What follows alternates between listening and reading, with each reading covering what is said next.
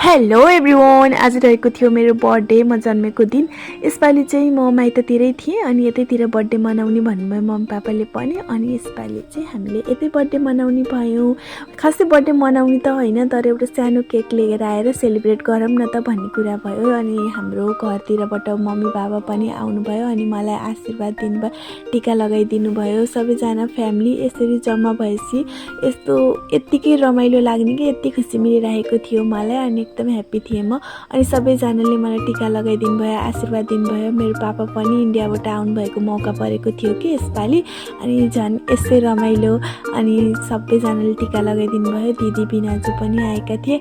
अनि बच्चालाई फेरि केक हतार भइरहेको थियो कि केक खानलाई। अनि कति बेला केक काट्ने होला, खाने होला भन्ने भइरहेको थियो। अनि हामी सबैजनाले टिका लगाइसकेपछि रमाइलो भयो। अनि लास्टमा चाहिँ हामीले एउटा टिकटक बनाउन सक्यो।